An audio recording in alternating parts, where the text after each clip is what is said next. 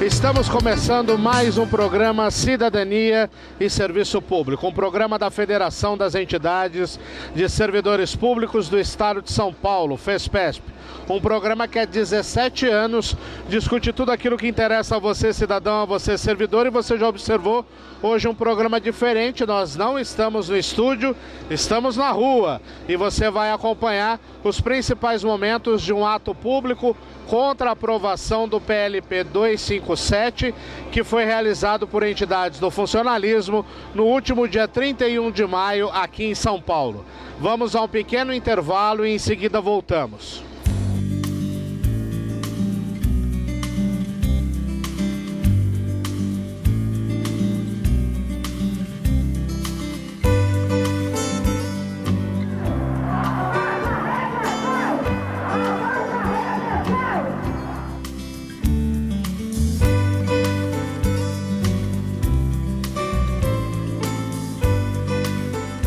Estamos pedindo aquilo que nos é de direito.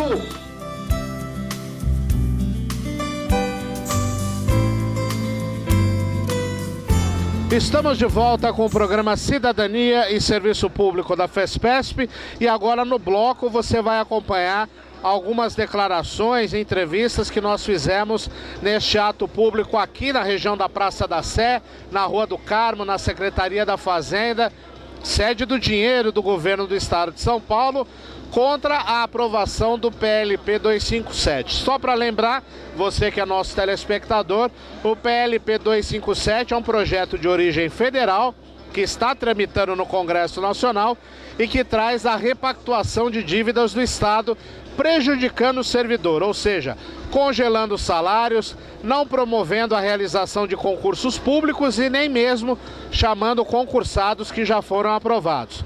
As entidades do funcionalismo do país inteiro estão mobilizadas contra isso e aqui em São Paulo não é diferente. No último dia 31 de maio aconteceu um ato aqui onde nós estamos gravando aqui na rua e você acompanha os principais momentos agora.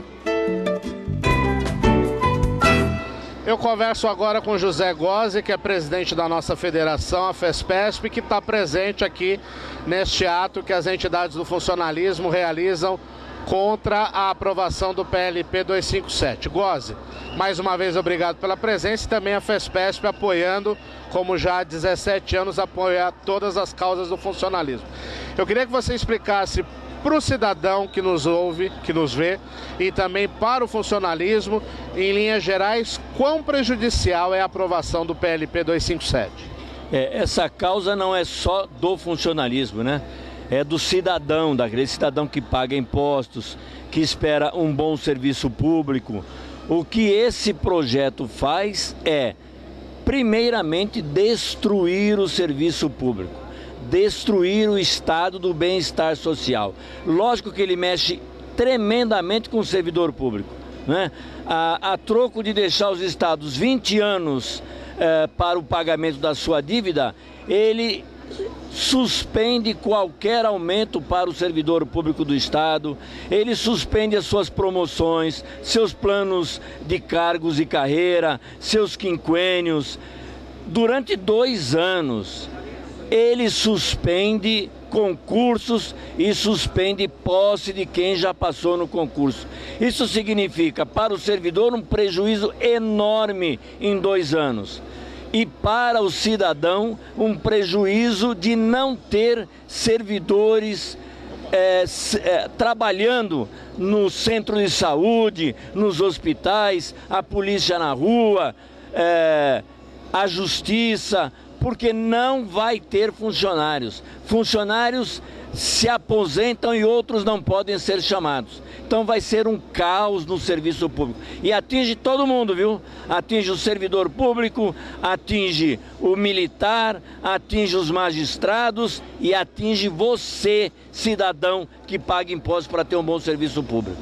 Gozzi, do alto da sua experiência, tantos anos já trabalhando em relação ao funcionalismo, como é que você explica que sempre quando acontece um problema de ordem nacional, questão econômica, sempre estoura do lado do funcionalismo? Já é um filme antigo, né?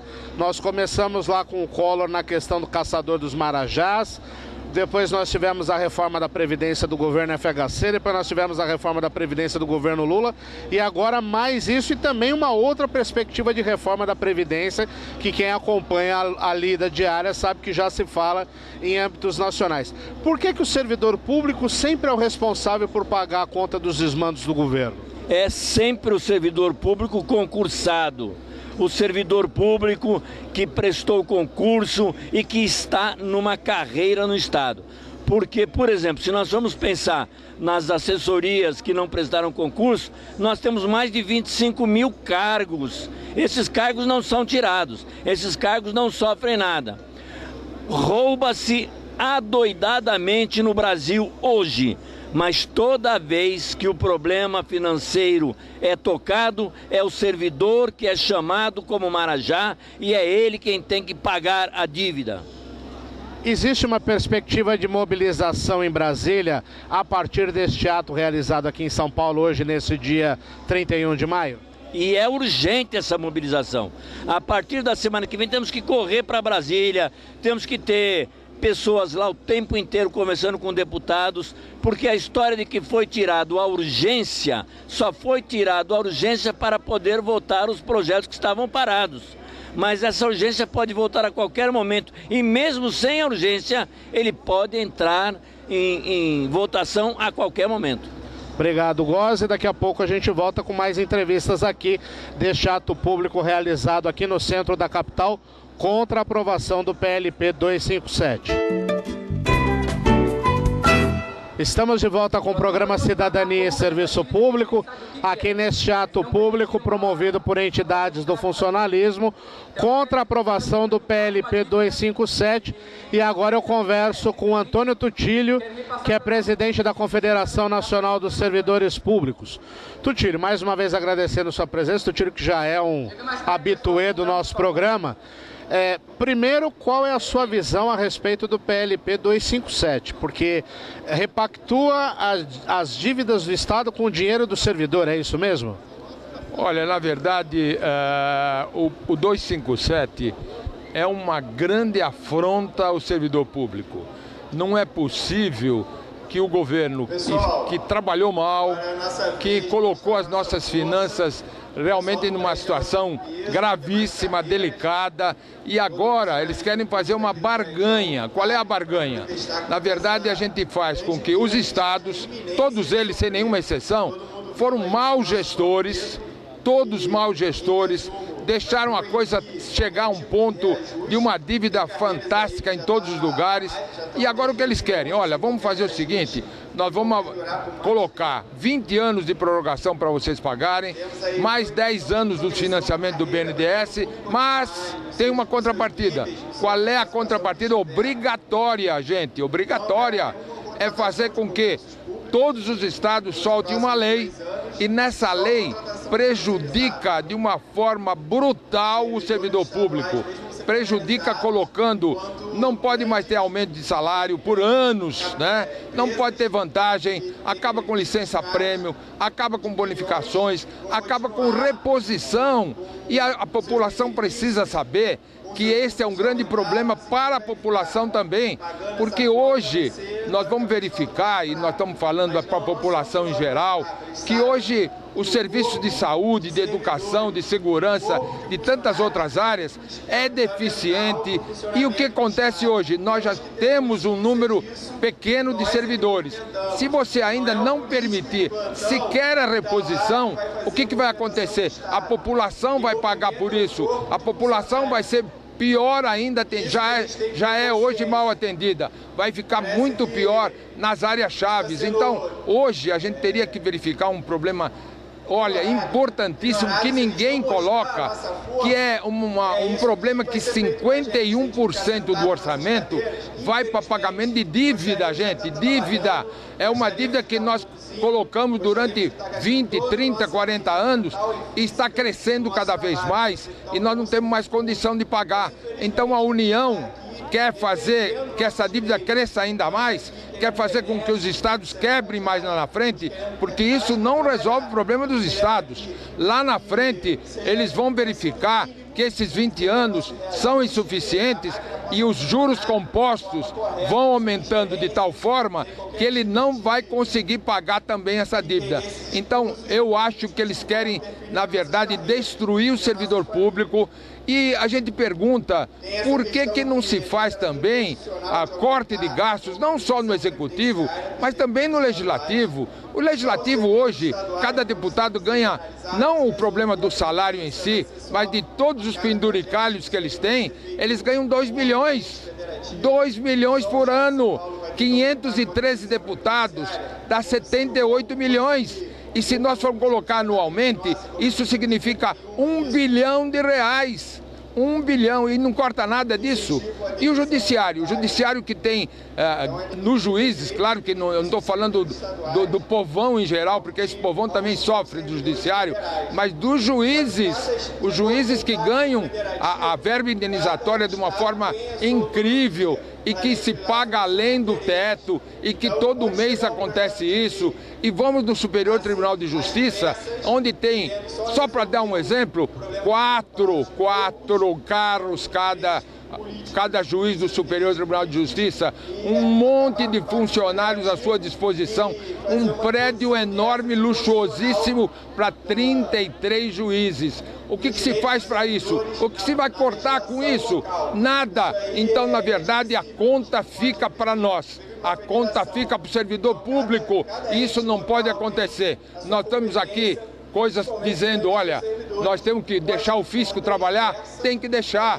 Nós não podemos simplesmente, a sonegação é violenta. Se nós tivéssemos fiscalização, nós teríamos muito mais recursos e, na verdade, é preferível destruir o servidor do que passar a um problema de fiscalização, de controle na execução de um orçamento que precisa ser executado de uma forma transparente, de uma forma justa, de uma forma capaz e não só criticando e fazendo com que o servidor seja apenado. Tutílio, uma pergunta. Do alto da sua experiência no funcionalismo, você acabou de falar que a conta fica com o servidor. Você viveu uma época de ouro do funcionalismo, o respeito do funcionalismo, quando o funcionalismo ele era recebido pelo governo do estado, era recebido pelos ministros para discutir salário, para discutir questões até de cidadania, questões de serviço público. Por que desde o Collor, começou tudo com o Collor, Caçador de Marajá, depois nós tivemos a reforma da Previdência do FHC, a reforma da Previdência do Lula e agora mais isso. Como é que você vê ao longo de todas essas décadas, por que hoje a culpa é do servidor público? Então, você lembrou bem. Eu lembro até antes disso que você colocou, nós pertencemos à Associação de Servidores Públicos de São Paulo. E na época, Ademar de Barros Filho, gente, o presidente Luso Júnior era chamado ao Palácio para debater um problema ligado ao aumento de vencimento, ao problema do servidor público. Com o tempo, o servidor foi sendo desvalorizado gradativamente, não interessava mais para os políticos, era preferível eu ajudar o político. A gente está vendo aí a corrupção invadindo o país inteiro, e não só no federal, no estadual, no municipal, em todas as áreas. E o servidor foi ficando assim, simplesmente desvalorizado. Então não interessava mais ter o diálogo com aquele que representa o servidor. Interessava eu ter o diálogo com a Câmara, com o Senado, com a área política, que até hoje é assim. E hoje não se faz nada. Prova é que nós estamos vendo hoje, além de um problema colocado de impeachment, se coloca agora alguém que, para poder movimentar, tem que aprovar toda uma barganha com cada partido político. Um absurdo total, que nós temos 34 partidos políticos nesse país, coisa que em nenhum lugar do mundo existe, e é para fazer barganha na hora da eleição, é para ganhar o fundo partidário, e isso não pode continuar. Nós temos que, até o sistema está errado, nós temos que mudar o sistema. Eu concordo e tenho convicção que se nós passássemos por parlamentarismo e se nós tivéssemos um voto distrital, isso aqui começaria a melhorar. Obrigado, Tutílio. Bom dia a todos. Nós daqui a pouco voltamos com mais entrevistas aqui do ato público realizado aqui na região central de São Paulo, aqui na região da Praça da Sé, da Rua do Carmo, onde nós estamos fazendo uma manifestação contra a aprovação do PLP 257. Fiquem com a gente. Estamos de volta aqui no ato público realizado por entidades do funcionalismo no centro de São Paulo, e eu converso agora com o Diógenes Francisco Marcelino, que é secretário-geral da nossa federação, a FESPESP, e que vai falar agora a respeito desse ato público e também da questão do PLP 257. Diógenes, mais uma vez grato pela sua presença. Como é que você observa o PLP 257 e todo esse mal que causa no funcionalismo? Quer dizer, é um projeto de lei que repactua a dívida dos estados com a União, mas usando o dinheiro do servidor, é isso mesmo? Exatamente. Nós não somos contra que os estados negociem as dívidas.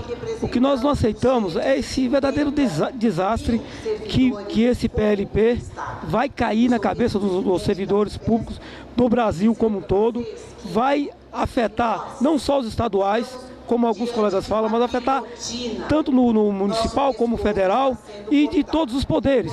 É um verdadeiro desastre. Acho que é um momento de nós se unirmos e lutarmos para que possamos barrar esse estrago que vai acontecer com os servidores públicos. Mas eu quero ressaltar que não é só com os servidores públicos, é principalmente com o serviço público. A população como um todo é que vai sofrer as verdadeiras consequências, porque o serviço público já é precarizado. Ele vai ser muito mais precarizado com a aprovação desse PLP. Então a sociedade brasileira como um todo deve se unir, não só os servidores, como eu repito, a saúde já é precária, a educação, e ela vai piorar muito mais, a segurança pública já é precarizada, ela vai piorar muito mais. Quer dizer, nós não podemos deixar passar esse PLP. Nós temos que nos reunirmos e ir para Brasília fazer um grande movimento, uma grande manifestação para mostrar às autoridades constituídas a reação da população de servidores públicos como um todo. Obrigado, daqui a pouco a gente volta com mais entrevistas aqui desse ato público realizado aqui no centro da capital de São Paulo contra a aprovação do PLP 257. Estamos de volta com o programa Cidadania e Serviço Público da FESPESP e agora eu converso com Glauco Honório, que ele é vice-presidente do Sinafresp, o Sindicato dos Agentes Fiscais de Renda do Estado de São Paulo, e que foi um dos coordenadores deste evento que você acompanhou no programa Cidadania e Serviço Público, realizado aqui no centro da capital. Mais uma vez agradecendo sua presença, eu gostaria de saber o seguinte, eu fiz uma brincadeira com boa parte dos entrevistados a respeito do PLP 257, quer dizer então que é um pacto dos estados, é uma repactuação de dívidas dos estados com a União, usando dinheiro do serviço público, usando dinheiro do funcionalismo, é isso mesmo? É exatamente isso, né? Eles fizeram dívidas, essa dívida na verdade já foi renegociada, já estava alinhada e ao primeiro sinal de crise econômica resolveram achar um culpado diferente. O culpado não foi que em vários anos de vacas gordas os estados não se alinharam, não arrumaram seus problemas, as suas grandes mazelas e agora resolveram eleger um culpado que é o servidor público, tá? E estão prejudicando o serviço público e tudo mais com esse PLP. Na verdade, Glauco, o servidor público ele já vem sendo usado como desculpa para as mazelas. Já, se a gente pegar a história recente do país a partir do Collor com o Caçador de Marajá, depois nós tivemos a reforma da Previdência do FHC, depois a reforma da Previdência do Lula. Já se fala agora numa terceira reforma da Previdência que a gente já tem que ficar antenado. E eu pergunto para você, por que sempre é o servidor público o responsável pelas mazelas dos maus governantes? Quer dizer, os governantes eles fazem, independente de ideologia política partidária, eles fazem malversação dos recursos públicos e por que sempre acaba recaindo sobre o servidor e sobre o cidadão na baixa prestação da qualidade do serviço público? Bom, eu acho que basicamente é porque é difícil você pegar e definir quem são os próprios culpados, porque aí eles chegariam que os culpados são eles mesmos. Então eles ficam achando uma classe, ficam pegando pontos negativos que em todas as categorias existem para falar que isso é o total e não é uma pequena minoria, tá? E além disso, é incrível quando você falou da Previdência, que estão sendo tão reclamada, a gente tem que lembrar o seguinte, é o servidor do INSS que precisava de uma aposentadoria decente. Não é você igualar tudo no pior. A gente está falando, quando se fala em distribuição de renda, sempre se fala em distribuição de riqueza, mas eles estão querendo distribuir a pobreza. Então, porque o servidor da iniciativa privada tem uma aposentadoria que todo mundo sabe, todo mundo tem caso de família medíocre, eles querem, ao invés de passar um bom sistema previdenciário para todos, querem que todos tenham um péssimo sistema previdenciário. Nivelar por baixo, né? Exatamente, nivelar por baixo. Menos exceção feita aos empresários, aos grandes caras, que esses não precisam disso. Tá certo então, Glauco. Obrigado. A gente volta depois com mais entrevistas desse ato público aqui realizado no último dia 31 de maio, aqui no centro de São Paulo, bem próximo ao Marco Zero, aqui na Rua do Carmo, Praça da Sé, próximo, né, aqui a sede da Secretaria da Fazenda, chave do cofre tá aqui, estamos perto do cofre. Só falta agora a chave para poder abrir, né? Daqui a pouco a gente volta com mais entrevistas aqui do programa Cidadania e Serviço Público. Agora a nossa tarefa é muito grande, nós temos que deter a aprovação desse projeto em Brasília, em primeiro lugar. Espero que ele nem entre em votação, porque nós estamos tendo assembleias e movimentações em todo o país de servidores públicos. Espero que ele nem entre em votação e, se entrar, que ele seja rejeitado. Agora, caso isso aconteça, nós temos que fazer um grande movimento aqui na Assembleia Legislativa e derrotar aqui a proposta, como fizeram os estudantes das escolas públicas, ocupando a Assembleia Legislativa e obrigando a Alesp a instalar a CPI para investigar a máfia da merenda escolar.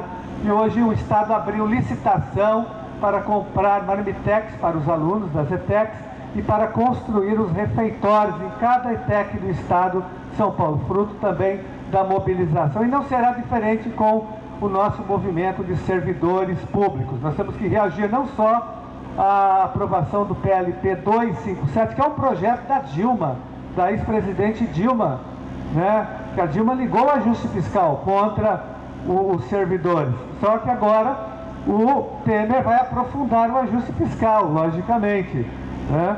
E só que nós temos que reagir contra o ajuste fiscal, que é representado pelo 257, que é representado pela reforma da Previdência, que está sendo já preparada, gestada pelo Ministério da Fazenda, pelo Henrique Meirelles, que vai penalizar todos os trabalhadores brasileiros, inclusive os que estão na ativa. Ele já disse isso, que não há direito adquirido, a expectativa de direito, e com isso ele deu sinal que virá com uma nova reforma que vai prejudicar, inclusive, quem já está em condições de aposentadoria. Não haverá, né, o direito adquirido. E outros projetos, o Luiz Milito citou aqui, o 4330, das terceirizações. Tem mais de 50 projetos tramitando no Congresso Nacional contra os trabalhadores da iniciativa privada e contra os servidores públicos. Então a nossa luta é intensa e é constante. Nós temos que manter a mobilização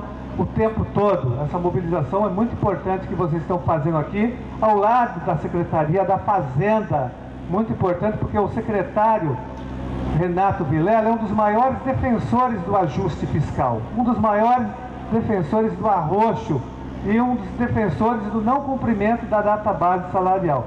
Só para concluir, ele esteve na Assembleia Legislativa numa reunião de líderes, eu participei e eu cobrei dele. Ele disse que não era o momento de discutir reajuste, porque os servidores públicos do Estado de São Paulo deveriam dar graças a Deus de terem seus empregos garantidos e não terem atraso dos pagamentos como outros estados, né? Nós não aceitamos isso, nós fomos categóricos em relação a essa fala dele e denunciamos que ele, e o Sinafresp denunciou, está de parabéns, dois fatos importantes. Primeiro, que esse mesmo secretário que defende ajuste e arroxo salarial para os servidores do Estado de São Paulo tem um salário de quase 90 mil reais.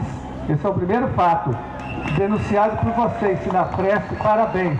Isso tem que se tornar público, né? Porque esses secretários do Alckmin, eles estão são membros de vários conselhos, de conselho da Sabesp, do metrô, e ganham fortunas complementando os seus salários. Então, para eles é fácil defender um arroxo contra os servidores. E também quero parabenizar o Sinafresp pelo vídeo altamente pedagógico que nós estamos utilizando, mostrando como que tem dinheiro no Estado de São Paulo e como que ele é desviado para os frigoríficos, para os setores empresariais, né? E nós vamos disputar o orçamento. São 206 bilhões de reais para esse ano 2006. Nós vamos disputar contra os frigoríficos, contra o agronegócio, que é beneficiado também, os vários setores que são beneficiados pelas isenções fiscais do governo Alckmin, pela sonegação, que nós sabemos que vocês, servidores, vão fazer um trabalho muito sério,